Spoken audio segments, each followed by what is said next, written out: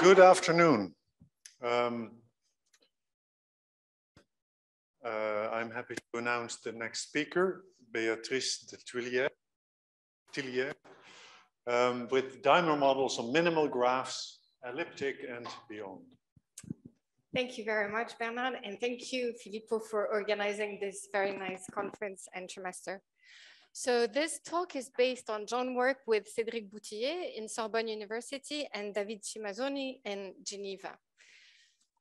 So here is a nice outline. So I will recall what the dimer model is. So there's been a few talks about it, but I will recall everything. And then I will tell you how the dimer model is related to Harnack curves. And then I will tell you we will come to need minimal graphs and their immersions in the plane. And then I will tell you about results, and results will also come along.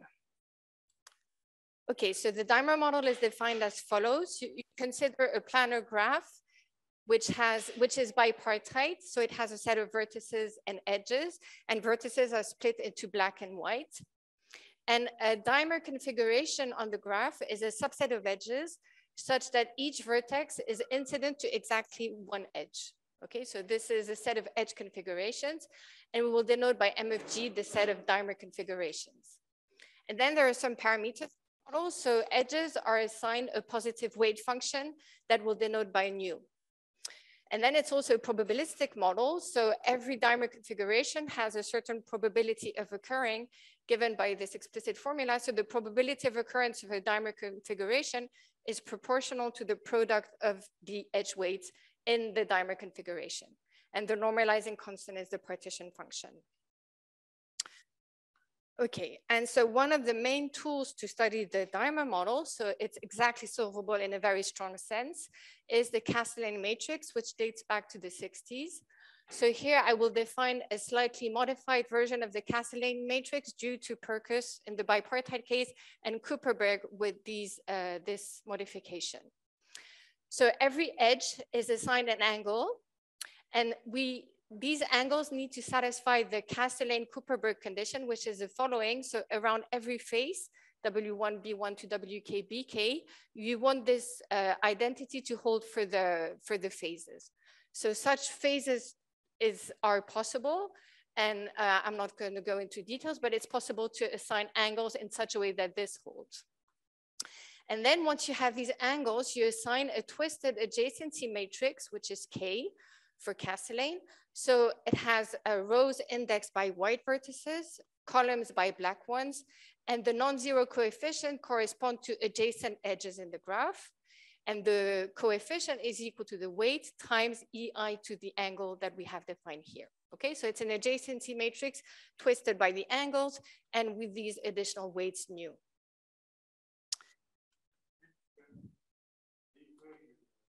Right.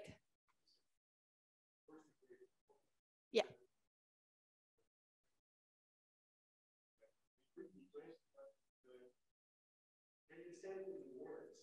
Right. So I think what the simplest thing to think about is usually the Castellane matrix, you assign plus or minus 1, which amounts to an orientation of the edges. Okay, and you want the alternating sign to be -1 to the K minus, depending on the degree of the face. And this is like an extension with angles, so you just need a summing angle condition. Okay, you should think of this Castellane signs basically. Okay. And so why is this Castellane matrix so useful? Because basically you can compute everything in the finite case using this matrix. So the first theorem, Castellane, I should also cite Temperley and Fisher, and the Kuperberg's version with the modified weights, is that the partition function is equal to the modulus of the determinant of this matrix. And then Kenyon also derived an explicit expression for the Boltzmann measure. So the probability of occurrence of all dimer configurations which contain a fixed subset of edges, so the cylindrical events, is explicitly given by this formula. So what you should remember of this formula is that it's the determinant of the inverse. You need the matrix and the inverse, and once you know that, you know all probabilities. Okay, so this is in the finite case, and so you wonder what happens in the case of an infinite graph.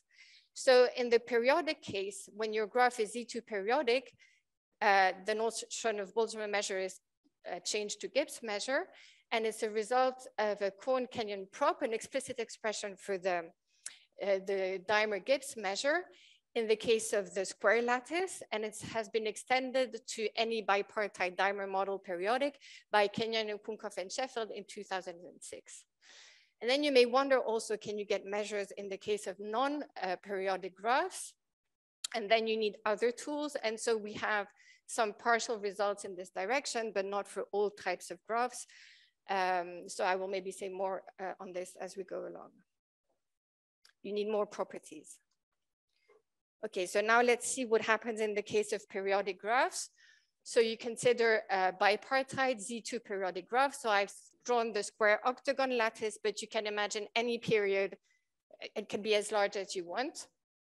And in this case, it's natural to study the model by an exhaustion by toroidal graphs. So you let Gn be G quotiented by n times Z2, which amounts to gluing opposite sides on the torus.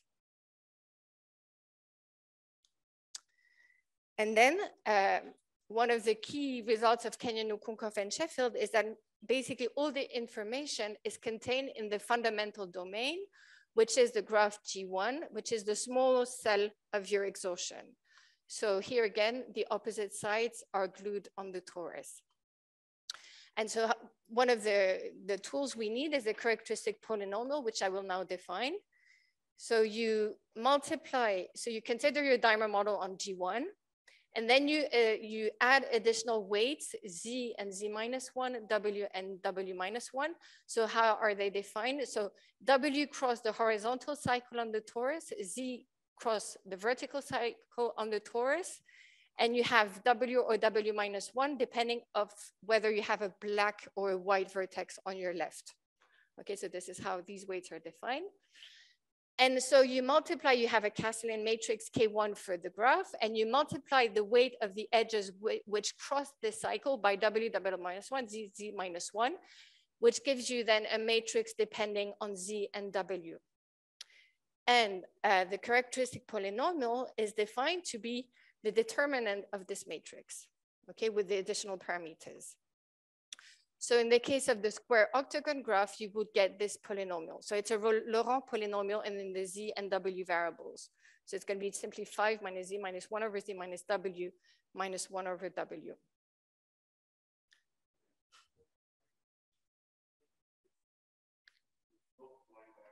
So since your graph is embedded in the torus, you have two non-trivial cycles that are not contractible, two non-contractible cycles. And so you multiply all edges that cross this cycle. So you have two. So one is Z, Z minus 1, and the other one is W, W minus 1. Well, they will, so yeah. And then of course you can change your homology basis, but fundamentally it will not change the results. You can transform one from the other. So basically you can choose any homology basis you like in the torus and do this operation. Right? Okay, and so once you have this polynomial, you can assign to it a curve known as the spectral curve, which is the zero set of this polynomial. And the thing is that this is a two-dimensional object living in a four-dimensional space. So a classical way of picturing it is through the amoeba. So the amoeba, so this is not particular to the Dimer model. This is general when you have curves. So the amoeba is the image of the curve through the map ZW maps to log modulus of Z, log modulus of W. Okay, so here I've drawn the amoeba of the square octagon graph. So now you have something which lives in the plane. Okay, and as it turns out, just as a teaser, this will be the phase diagram of the Dimer model actually. Okay, so this algebraic object, as was proved by Kenyon, Kunkoff, and Sheffield, gives you the phase diagram of your model. Okay, and so now this is theorems with an S because it states a series of theorems related to these curves, properties of these curves. So the first result that is proved in two papers, so not everything is in the two papers, but is that the spectral curves of bipartite dimer models are in correspondence with very special algebraic curves, which are Harnack curves. So a Harnack curve is, well, it's a nice curve, basically. If you imagine the curve, so this is like, you imagine your surface in C2, okay? And so a Harnack curve will be such that the map from the curve to the amoeba is 2 to 1. Okay, so so what it means is that basically the amoeba gives you a very nice picture of the curve. So if you want to see the curve above this amoeba when it's Harnack, you know that for every point, which is not a singularity, you will have exactly 2 points in the curve. Okay, so it's like really squashing a donut. And this is not true for all curves. And yeah, so on the boundary at infinity, it will be 1 to 1, and you can also have singularity, isolated singularities inside. And on the boundary, yeah, it will be 1 to 1. On the real locus, it will be 1 to 1, right? Okay, so these are very special curves. And then, so this was really a nice result, which also attracted a lot of attention in the algebraic geometry community. And then there's a more specific result, but also more explicit, which says the following, that spectral curves of isoradial bipartite dimer model with critical weights. So now you put a constraint on your graph and you don't choose any dimer weights. So I have not defined critical weights, but there are special weights, are in correspondence with Harnack curves of genus 0. So the genus of a curve will typically be the number of holes in your curve, okay? So the square octagon is genus 1. Okay, and then there's another result which is closer in spirit to this one, but the method of proof is completely different, is that the spectral curves of minimal bipartite dimer models, so this is another family of graphs, are in correspondence to Harnack curves with points on the ovals. So these two I will tell you more about, and actually what we need are these. But all of these are like theoretical, no, this is explicit. So you have an explicit parameterization of the weights, and these two are not, okay? So you don't know, you know that if you put weights, you will get a dimer model and a Harnack curve, but you don't know which model you should put to have a specific curve. And then there's a very surprising, short and beautiful paper of Fock, which gives you an explicit map in this direction, but not restricted to dimers. It's for all algebraic curves. Fock gives a way of reconstructing a dimer model, but with brackets, because the dimer model will not necessarily have positive weights. Okay, we know that we will get Harnack curves. So if you take any algebraic curve, of course, you cannot get a true dimer model, but you will have a dimer model on a graph with possibly complex weights. Okay. Oh yeah, sorry. So you have an additional parameters, which is basically on the real locus of your curve, you take a point on every oval. It will not be that important, but this is an additional data that you have.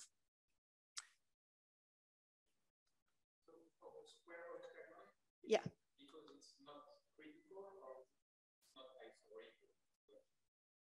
It's because it's not critical. It's a minimal graph, right? Okay, so this was one aspect of the question. Now another aspect is, so I told you Kenyon, Okunkov, and Sheffield, based on Cohen-Kenyon prop, gave an explicit computed Gibbs measures. And so what they proved is that the dimer model on a Z2 periodic bipartite graph has a 2-parameter family of ergodic Gibbs measure. So first result, which is also based on results in the thesis of Sheffield. And then they give an explicit expression. So they can be obtained as weak limits of the Boltzmann measures with magnetic field coordinates. So this means magnetic field coordinates is that you modify the weights like the Z and W I told you, but now you put E to the BY, E to the BX, depending on whether it's a horizontal or a vertical cycle. So this gives you a modified measure. And when you take the weak limit of these measures, you get this 2-parameter family. And the third thing they proved is that the phase diagram is given by the amoeba of this spectral curve. Okay, so basically the horizontal and vertical axis represent the magnetic field. So every point is a certain couple Bx, By. And depending where you are, your model will be either frozen or gaseous in the inside or liquid in the interior of the amoeba. Okay, and this is characterized by decay rate of correlations, the different phases. Okay, so what is the goal of this work? So it's threefold. So the first is to find a general map in the other direction, like Kenyon did for critical weights for all Harnack curves, relying on Fock's work. And then the other deep reason why we're interested in such types of weights is that you can obtain local formulas for Gibbs measures. So by local, I mean that you can really compute. If you imagine you're in the full plane and you want to know about the probability of a given subset of edges occurring in a dimer configuration of your full plane, then you can compute this probability using only information on the geometry of your graph, relying on paths between your edges. Okay. Usually when you compute probabilities on an infinite graph, it's a very dependent model, so you would not expect such a property to hold in general, okay? And it turns out that if you tune the weights right, you tune the geometry right, you can obtain such local formulas. And except from being nice, they're useful because you can compute single edge probabilities, you can compute correlations more easily, while you have, it opens the way to quite a few explicit computations. So Kenyon did this in the genus 0 case for one Gibbs measure, for the maximal entropy Gibbs measure. And so we want to do this for the 2-parameter family of Gibbs measures that are existing by Kenyon, Upunkov, and Sheffield, and also for all genus. Okay, so for any Harnack curve. Yeah, because the result of Kenyon, Upunkov, and Sheffield, they have an explicit expression, but it uses Fourier techniques and it's not local at all. Well, you can't see it's local anyways. And so once you have a local expression, it also allows you, under the assumption of proving a geometric fact, that you can obtain a Gibbs measure also for non-periodic graphs, which is kind of nice because I don't know if periodicity is so much into nature. Okay, so this is a program. So the first tool we need are minimal graphs. So we're going to construct this dimer model, the one that will give you any genus. And for this, it will be defined on minimal graphs. So now there's a series of pictures that will define what a minimal graph is. So you start from an infinite planar embedded graph and also bipartite. For the moment, it doesn't need to be bipartite. And you also consider the dual graph. So here in gray is the dual. And also, but I think this is very easy for you, you consider the quad graph. So the quad graph is obtained, so you have a dual vertex, and you join it to all vertices on the boundary of the corresponding face. And when you do this, you will have a graph of quadrilaterals. Okay, so this is a general procedure. You take primal, dual, and you can construct a quad graph. Okay. And then on this quad graph, you consider train tracks. So maybe train tracks is not the best word for this audience. It's De Bruyn lines or rapidity lines. And so you consider the train tracks. And so this is looking at the train tracks is another way of looking at a primal and a dual planar graph. And so you just keep the train tracks. And now that we have train tracks, I can define what an isoradial embedding. So before going to minimal graphs, I will introduce isoradial ones. So an isoradial embedding of a planar graph is an embedding, so a way of drawing it in the plane in such a way that all of its faces are inscribed in a circle of radius 1, the strong constraint. And such also you ask that the center of the circles are in the interior of the faces.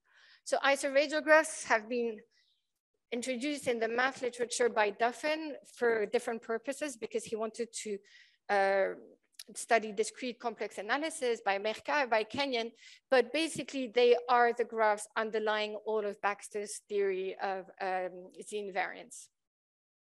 And this constraint is equivalent to asking that the quad graph is embedded so that all of its faces are rhombi. Okay, you can see because of these circles having radius 1, it's just equivalent. Okay, so the question is, you have a graph, like a quad graph like this. Can I draw it in the plane in such a way that I get rhombi? Because here on the, of course, on this picture, it's not the case.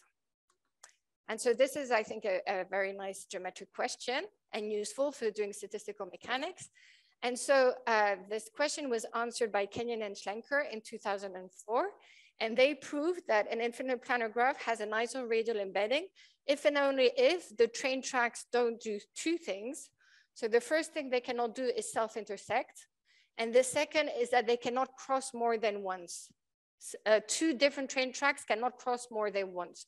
So here they cross 3 times, so it's forbidden. Even if they cross twice, it would be forbidden. And if this is not the case, then you can find an isoradial embedding, and they characterize the set of all possible embeddings. Okay, so here is a nice picture of Cédric. So he does nice simulation of an isoradial graph. You see the circles surrounding the faces, all having the same radius.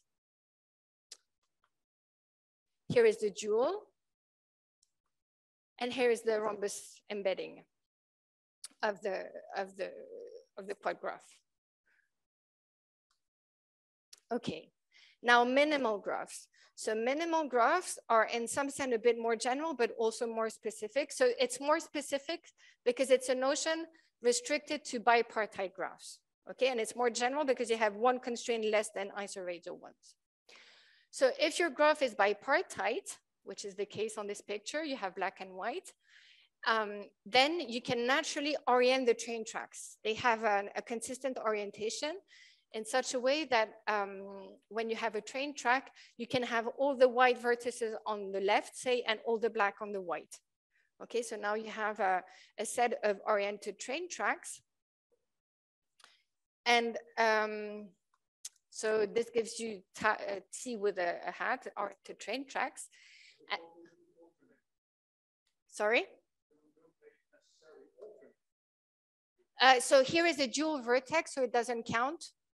So all the vertices of the primal should be of the same color on the same side. And you're right, it alternates always with a dual vertex, which you don't care about. You're right, yeah.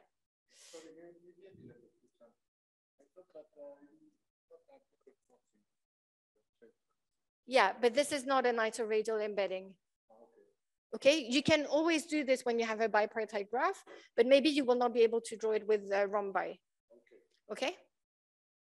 It's not forbidden for a graph, it's only forbidden if you want to embed it in a particular way. And so a bipartite graph will be called minimal if you forbid two things. So you forbid self loops like isoradial ones, and you forbid train tracks to cross more than once in the same direction. Now you have a direction, but you allow them to cross. Okay, so this is a bit more general. So these were introduced by Dylan Thurston, and they also occur in different fields, also by Gulota, Ishii Ueda. We found some nice papers about them, and also Goncharov Kenyon studied them quite deeply.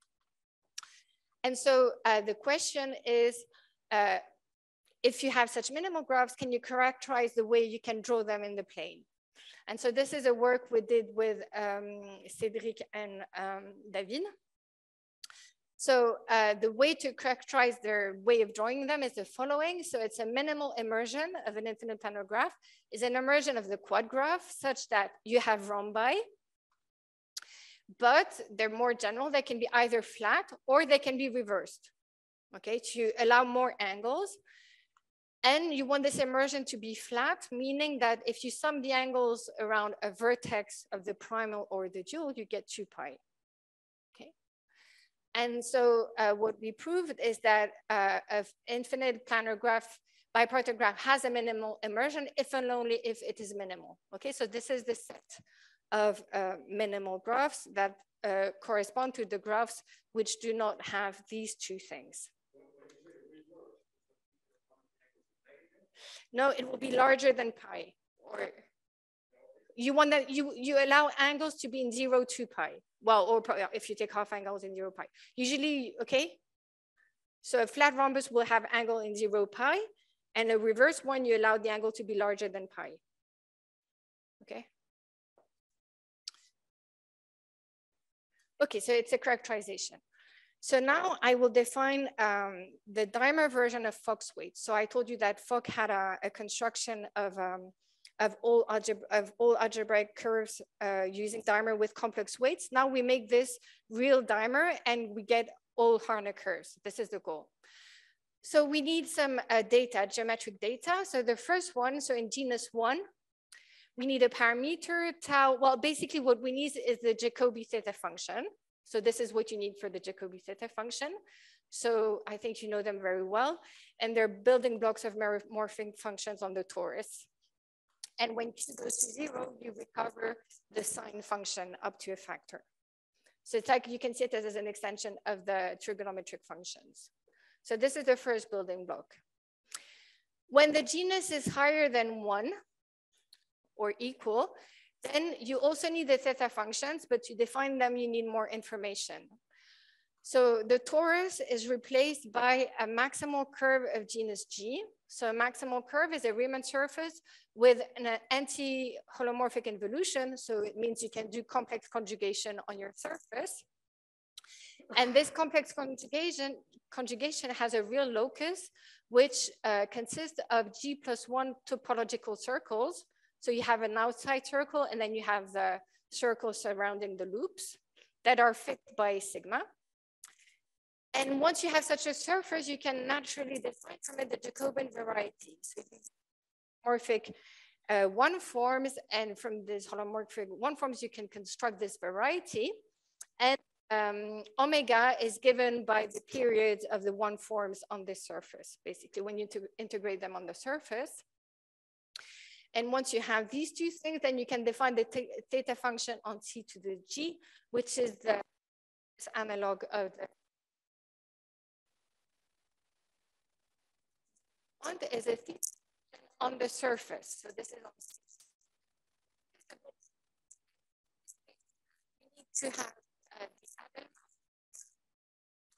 which is a map which allows you to transfer the theta function on CG to the theta function on your surface. Blocks of meromorphic functions on a surface. So what you can, I think you can keep in mind genus 1. The difference in higher genus is that, well, in genus 1, the surface and the Jacobian variety are the same, so things are easier. In higher genus, it's more complicated. And so the theta function is not enough. You also need the prime form. In genus 1, the prime form and the theta functions are the same. Okay, so this was the first thing you need, theta functions and prime form.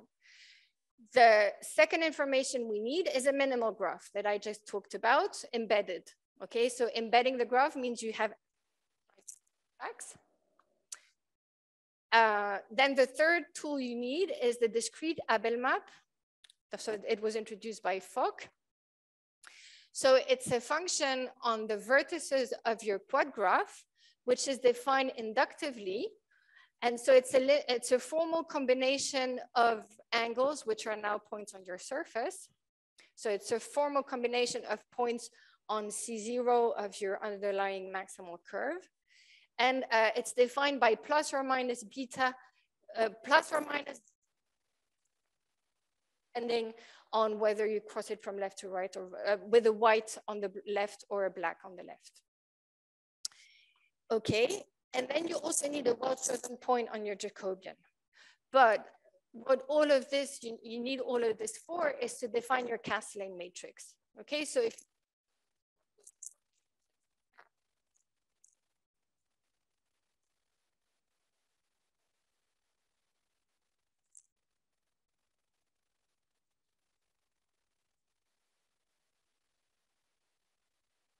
result that we have is that if we have the following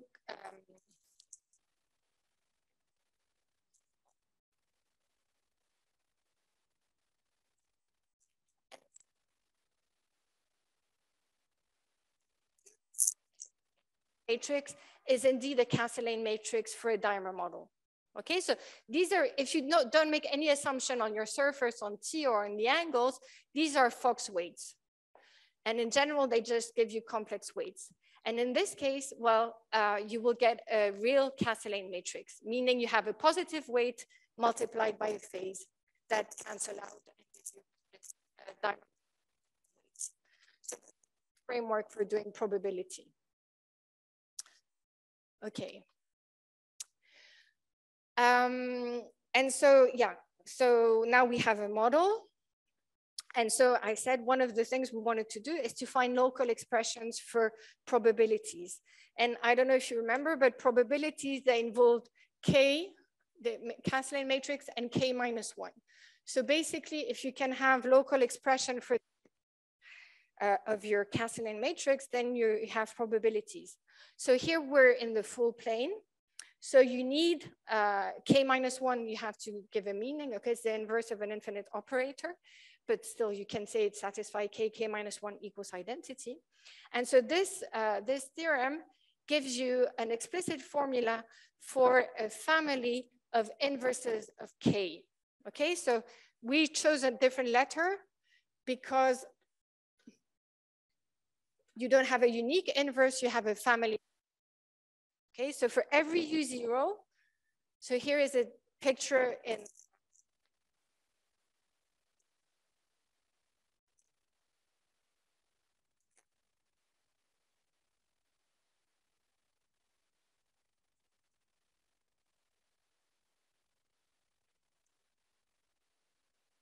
given by a very simple formula. So it's 1/2 I pi times the contour integral. So I will tell you what the contours are, times the function.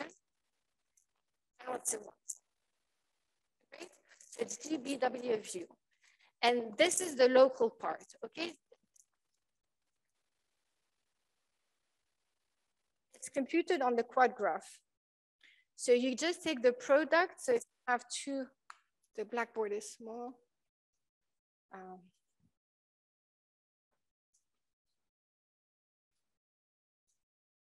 Can I erase? Or am I just erasing theorems? Huh? So if you have B, if you have a black and a white, in the rhombus graph, in the quad graph, you have a path going from one to the other. And so you just multiply the G. So the G function is defined along edges of this graph. And so you just multiply along the edges, and it's going to be independent of the choice path. And so the function G is very explicit. Okay, it's also with the theta function, the prime form. Okay, so you don't need to recall this formula, but what you need to recall is that it just depends on a path from B to W, so it's a local function. Okay, and so here are the different contours depending on where U0 sits. So if it's there, you have a contour like this of integration. When it's there, you have a contour like this. And when it's on this boundary, you have a contour like this. Okay, so you have a family of inverses. And so how can you prove such a theorem? So there are different proofs, but the idea is that you want to show this identity. And the key thing for this identity to work, so I want to emphasize this beautiful identity. It's phase trisecant identity. So it has a trigonometric counterpart. It's just an identity on sine and cosine, an additional formula of sine and cosine, and it has a generalization to any genus theta function and prime forms. And this is really the strong integrability condition. You can see it as a Yang-Baxter equation. Okay, so Yang-Baxter equations for some models work because of identities that exist. And so this is what you need for the dimer model. Okay, the fundamental move for the dimer model is the spider move, and the spider move amounts to having this identity. So this is the most general parameterization of this spider move identity. Okay, so this is the only thing I want to emphasize on this. And so once you then back to, you have an explicit formula, local formula for a two-parameter family of Gibbs measure. So on the previous slide, I did pictures in genus 1. Here it's pictures in genus 3. Okay, it's a bit higher genus. So your point can be anywhere in the upper half of your maximal surface sigma. And for any such points, you have a Gibbs measure, which has a local formula because AU0 has. And depending on the position of U0, you will have a different phase. Okay, so if U0 is on one of the interior components, real locus, then you will be in a gaseous phase. If it's on C0, you will be frozen. And if you're not in any of these, in the inside, you will be liquid. Okay, and so the interesting thing of this is that this underlying maximal curve is actually happening.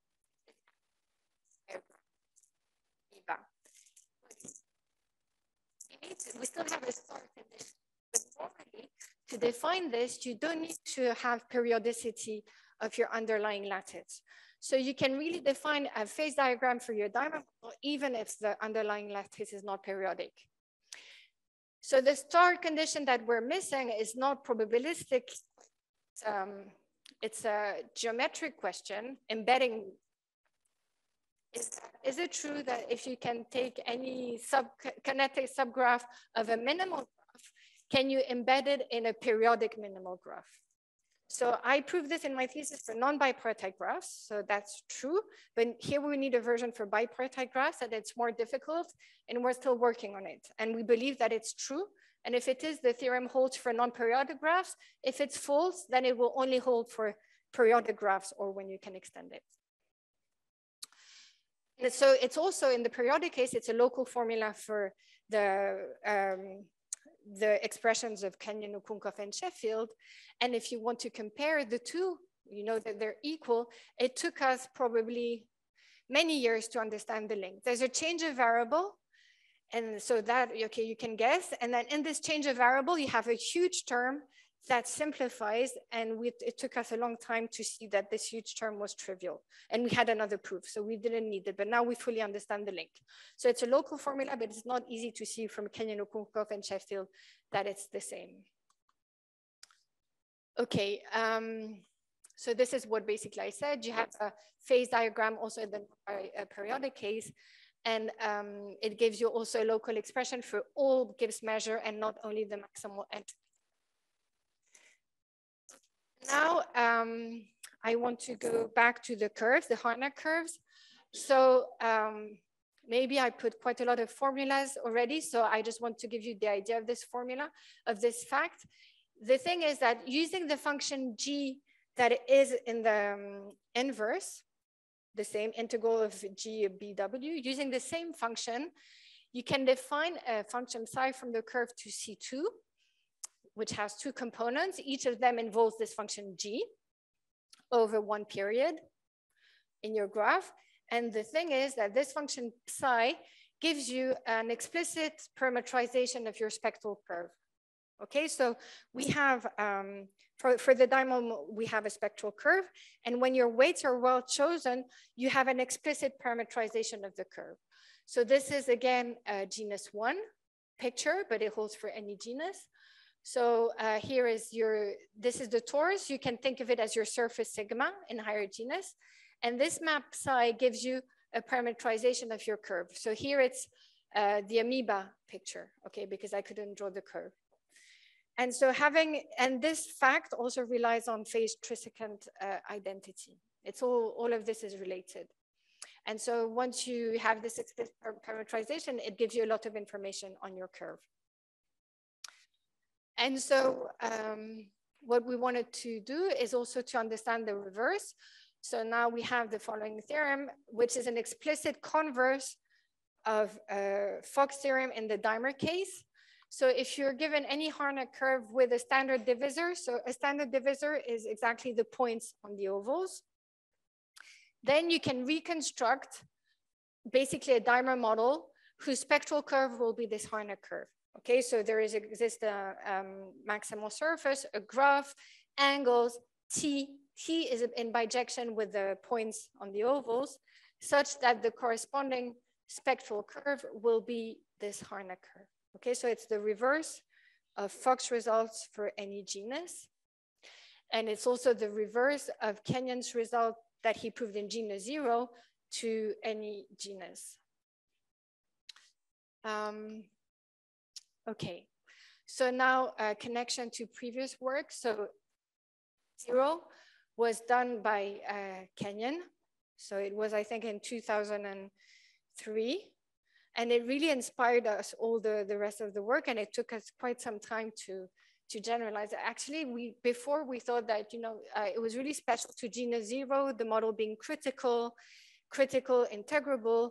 And actually, all of this integrability theory also holds away from the critical point.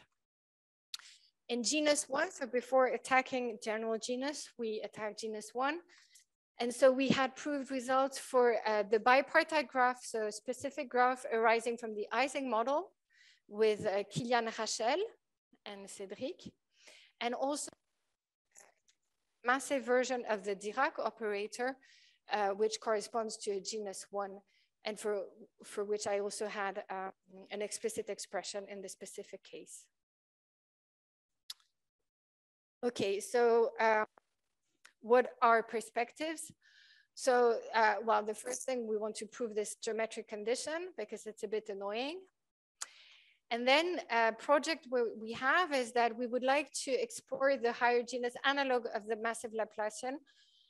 So Terence George introduced a correspondence between special curves, like using a bit of Fox ideas between curves with certain symmetries and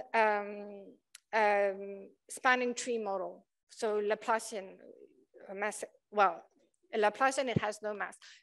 George works for genus 0, even genus. So we would like to extend this to all genus. And the reason for that also is that we believe that this massive Laplacian is related to the Ising model as well. And so Ising model, we managed to do genus 0, genus 1. And so for genus 1, it was very nice because Baxter gave an explicit parameterization of the z-invariant weights, so in his book.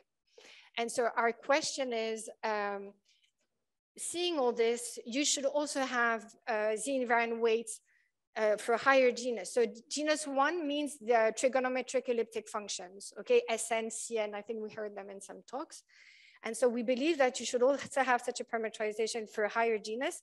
And from what we could see, we could not find in the literature z-invariant weights with functions that are not Sn and Cn, okay? So if anyone knows of z-invariants with higher genus elliptic functions, then we would be very happy to know about it.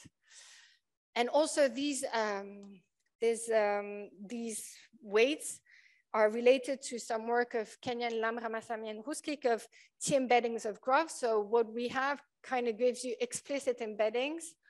And we would like to see how, well, we understand part of it, but there are still things we would like to understand of how this connects with this work. And I thank you for your attention.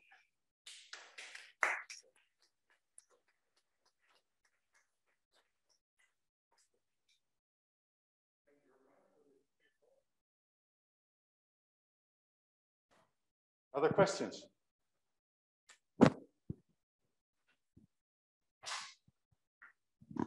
Maybe I misunderstood. You said there was a relation, you had some kind of Fay relation, and you said it was some kind of Young-Baxter relation. Can you explain this a little more? Sure.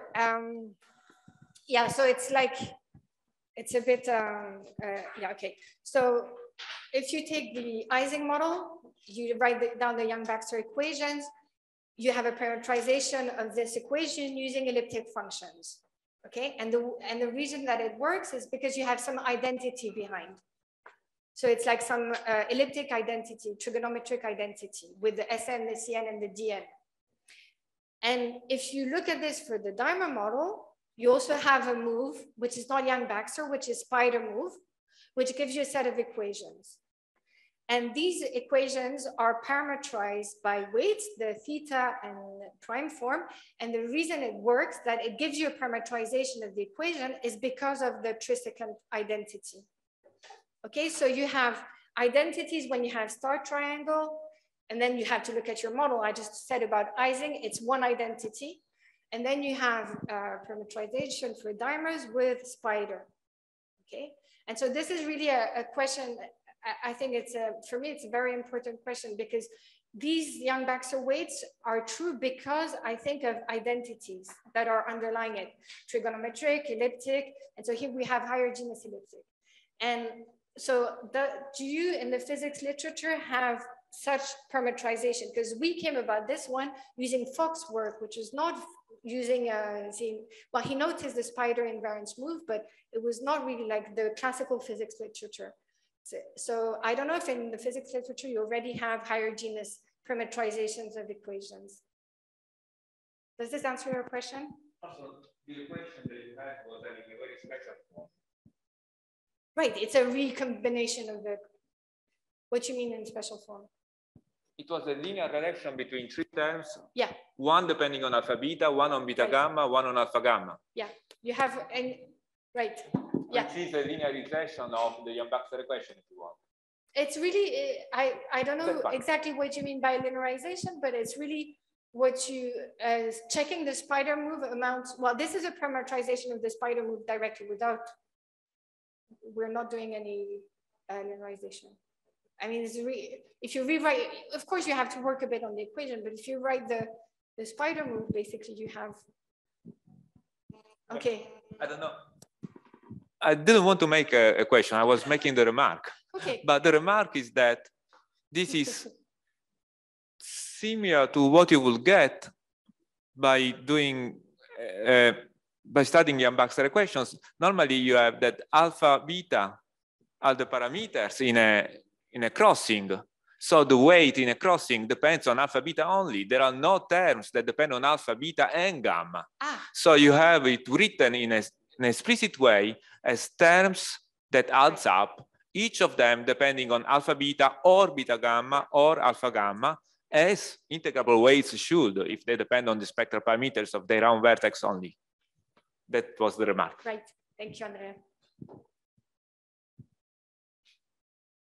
Anybody else? Okay.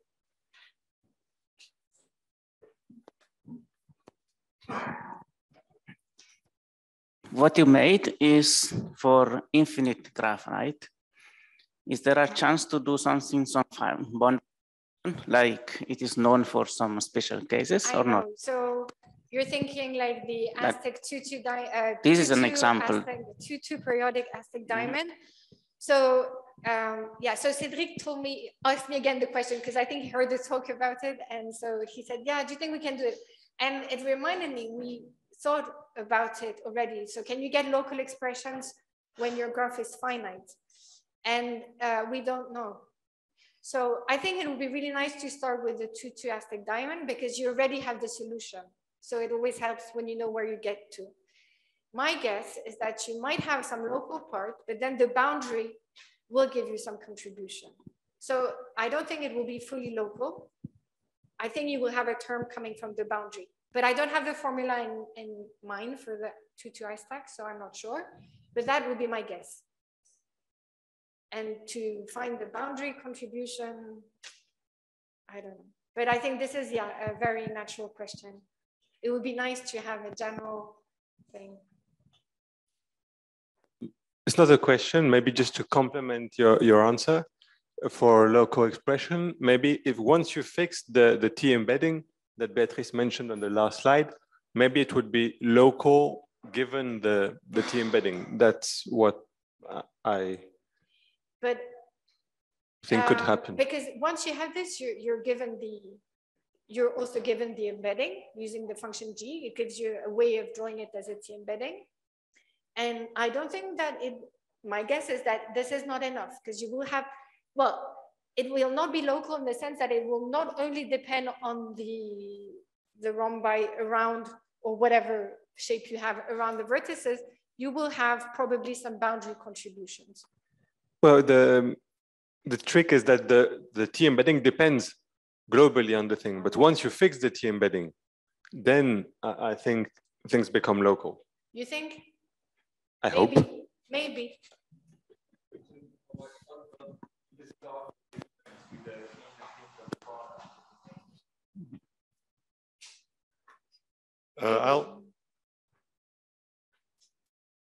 I would like to ask a question.